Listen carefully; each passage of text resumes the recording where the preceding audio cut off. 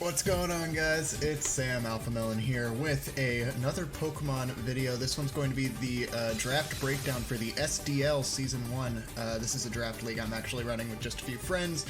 We already did the Spring Draft League. This is a Summer Draft League. We did the Spring Draft League a little bit ago. I didn't put it up on YouTube. It was just, fun with friends. But this one I figured, why not? I might as well. I just want to have fun with it, and I want you guys to be able to watch. So, I'm going to go ahead and break down the team, tell you what I drafted, why I drafted it, and what I'm looking forward to doing with it in the league so that you have a general idea of my game plan going into each match and into each team builder. So, without further ado, let's start with my first pick. Kieran Black was my first pick. I had 4th pick overall in the draft. And I knew I wanted something that I felt like I could bring to every game and that it would just do a ton of damage. It's important you're getting really good value out of your higher tier picks. You don't want to be spending points or spending your top tier spots on Pokemon that you're rarely going to bring. So I went ahead and grabbed Kieran Black. I was surprised he was still up by the 4th round as well. I think he is objectively the best Pokemon in Draft League, or at least in the Pokemon, out of the Pokemon that we were allowed to draft from. I think Kieran Black was probably the best option. Looking at his base stats, he's got a bunch of natural bulk, and he's also got that base 170 attack, which is just dumb. Dragon Ice typing, so it gives me my start on my Dragon Fairy Steel Core. Terrible means that my attacks ignore the opponent's abilities, so for example, if I'm going up against Mega Venusaur, and I use Ice Beam, Thick Fat doesn't affect it, so that's crazy. That's really important. Yeah, it's a really good Pokemon. It's got a pretty decent speed tier as well, sitting at base 95, so you could Scarf it and it would outspeed just about everything, but you really don't need to do that just because you can take some hits and just dish out an enormous amount of damage. He is also one of my Z-move users. We did have to choose 3 Pokemon to be Z-move users this season, and Kieran Black is one of them, which means I can just fire off an incredibly strong Z, what's a signature move, like Frost Flare or something like that, something along those lines. I can just power off an incredibly strong one of those.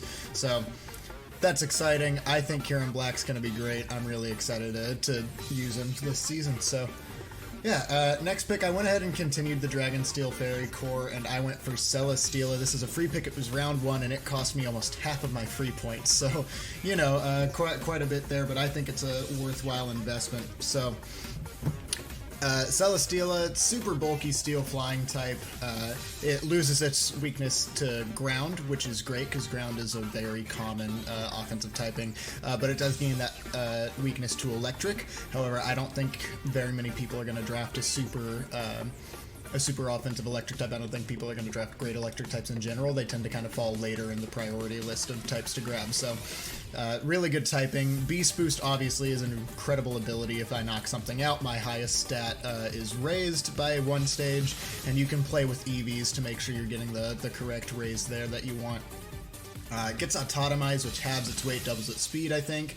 And you can sweep with Celesteela, you can just sit back and tank with Celesteela.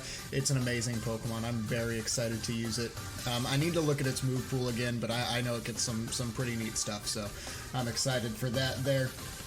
And then next up we have Florges. So I went ahead and just, my first 3 picks, finished out my Dragon Steel Fairy. It just made sense to me to go ahead and do that, so Florges here is an incredible Pokemon. It's pure Fairy type, Flower Veil Symbiosis. Neither is a particularly great ability, especially with what I drafted, Flower Veil. I think it makes it so that any Grass type Pokemon on your team, if you have Florges on your team, is incapable of having its stats lowered and of having a major status condition. I might have read that wrong. That might have been that might only be applicable to doubles, but I'm not sure. I'll have to double check that, but either way, the abilities aren't too important on Florges. What is important is that base 154 special defense stat. So this is my special wall. It can just take the hits. It's incredible. Really important note about Florges, though, is that it gets Defog and it is not weak to rocks. That is a big issue I'm having in the AABL, where both of my Defoggers are weak to rocks, and it's terrible. So gets Defog, it is not weak to rocks, gets Moonblast, it gets Heal Bell, Toxic, all that jazz, so it can just sit back, take hits, and really weaken the opponent's team, so very excited to use that there. Fourth pick, I ended up going for Donphan. Donphan I'm really excited to use. It gives me another hazard remover with Rapid Spin, and it is also not weak to rock. So it's going to be very hard for my opponents to bring any sort of hazards against me. So I'm very excited to use those there. I just said Florges is kind of my special wall. Donphan is absolutely my physical wall here with Sturdy and a base 120 defense stat. Additionally, he's got that very nice base 120 attack stat, so he can fire up some pretty powerful hits too. He also gets Ice Shard, which is a really cool tech, so I can have priority with an Ice type move. Obviously, I get Earthquake. I can set rocks myself with Donphan, so really cool stuff there. Just kind of a basic hazard remover, hazard setter. Pretty excited for that as well. Next up was Umbreon. Umbreon was a free pick even though I had another tier 3 spot open, and that's because I'm not sold on Umbreon yet. There is a chance that you will see me trade Umbreon week 1. But I wanted to grab it just at the time being because I didn't know exactly what I was going to do for my Mega. At this point in the draft, I'm pretty sure every single person had already picked their Mega. I wasn't expecting everyone to do that as early as they did. So I decided, okay, I don't have to worry about picking my Mega anytime soon because everyone else already picked theirs, so I'm not going to put it on the priority list, right? Like, there's no point in me drafting it early when someone else could take one of the lower tier Pokemons that I'm looking at. So I put my Mega on the back burner, and because of that I ended up grabbing Umbreon here because I didn't know fully what my plan was going to be for my Mega. That set me at a really low amount of points too. I was already down to 120 out of 400 left, so I grabbed Umbreon in tier 3, gets Inner Focus, can't be made to flinch, gets Synchronize. If I were to get Toxic, the opponent's Toxic. If I were to get Burned, the opponent's Burned, which is pretty nice there. This thing can be a defensive wall either specially or physically, so I've got a very bulky team right now. It's incredibly hard to break through with all the different options I have to take damage and just totally heal it off later, whatever I need to do. Gets Foul Play, which is a pretty important move. I think that's the one I'm thinking of. I think it's Foul Play, the one where based on how high the opponent's attack is how much damage you do. So this thing stops physical setup Pokemon like Mega Altaria, like anything with Sword Stance like Mega Scissor. It just kind of shuts those down pretty quickly. So it's a good Pokemon. I'm still not sold on it just based on how well it fits into the team, but we'll have to see how that goes later. Next up, I grabbed Suicune free pick in tier 2, and that was the rest of my free points. So at that point, I had locked myself into taking a worse Mega because I had to get more free points back to pick up my last free Pokemon. So I was okay with that though because Suicune still being up this late in the game, I knew I definitely wanted it. It's pure Water type with Inner Focus or Pressure. Its stats are amazing, and it gets access to Calm Mind, and with its already incredible amount of bulk, you can just sit in front of someone, Calm Mind, recover it off, and then you've got Scald, you've got whatever else you need really to shut down the opponent or sweep the opponent. You can get Ice Beam as well.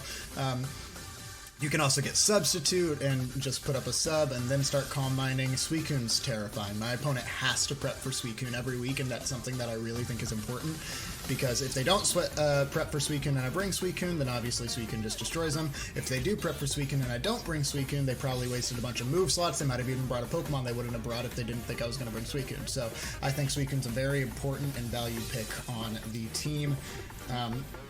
Next up, we have Lycanroc Dusk. So in the AABL, I ended up grabbing Lycanroc Day because I couldn't get Lycanroc Dusk, and this time I actually managed to get Lycanroc Dusk. This thing's amazing, dude. Pure Rock type with Tough Claws. Tough Claws is an incredible ability, extra damage on any move that makes contact with the opponent, and you get Excel Rock, which is a base 40 power priority rock type move with Tough Claws and a base 117 attack stat. That's insane. Like, you're doing so much damage to everything with a priority move, which is dumb.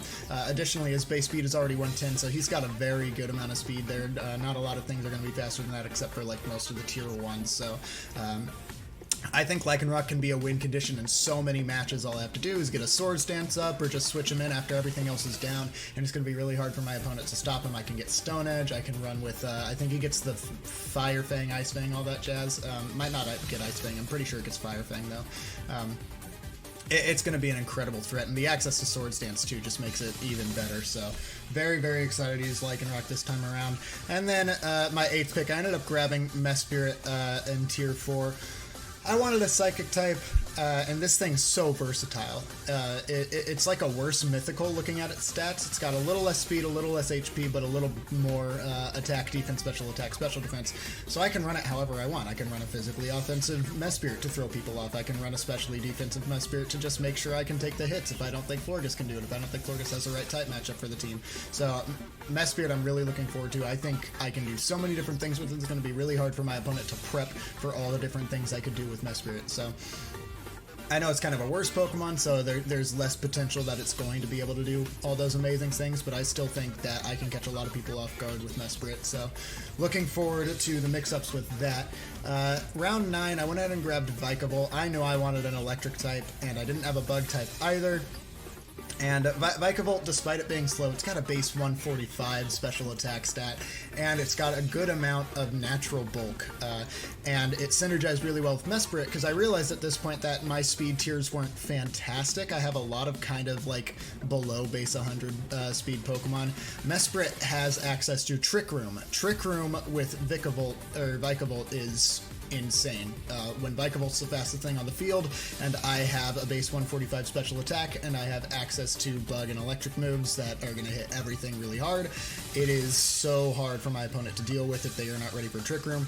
Vikavolt can sweep in so many situations if they weren't expecting Trick Room, if they don't have a counter to Vikavolt immediately, so I'm really looking forward to that. I think Mesprit and Vikavolt are going to be a really important core that you might see every now and then going into the battles depending on the matchup, so really excited for Vikavolt there.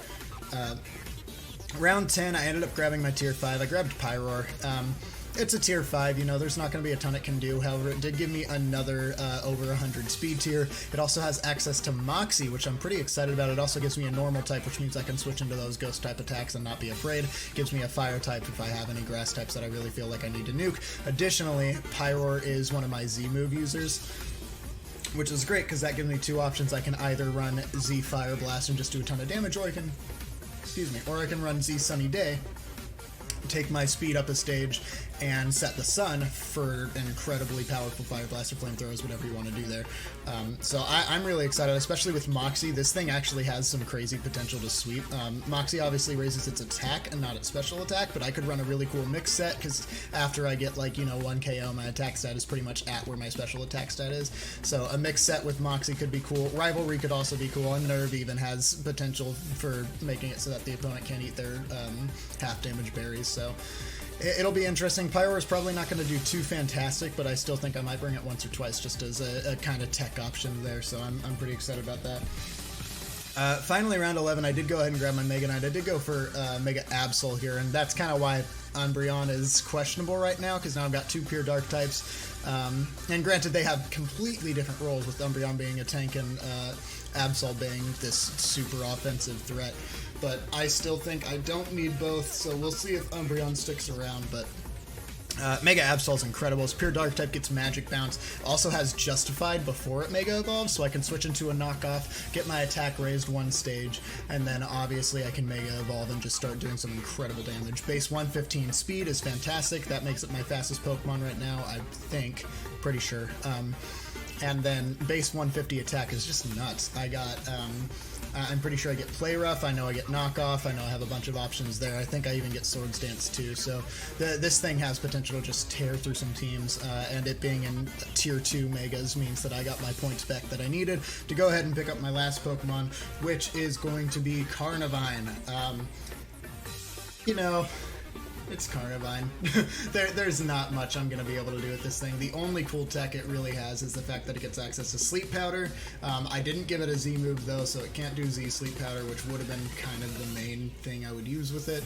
But it still does get Sleep Powder, it still does get Swords Dance, so if I can get something asleep set up in its face, I've got some bulk to be able to live some hits, but without the +1 speed from Z Sleep Powder, I can't do a ton. But even with that +1 speed, I'm only outspeeding like base 85s, I think. I'd need to check the calcs again, but it's not enough to make Carnivine work. The main thing Carnivine gives me is access to Power Whip, which just does a ton of damage, so I think I might bring him once or twice just for a specific counter where I switch him in on a prediction, go for Power Whip, something takes a very large chunk of damage, so Yeah, that's the team, guys. That's what I drafted. Again, I'm thinking about some free agent trades already.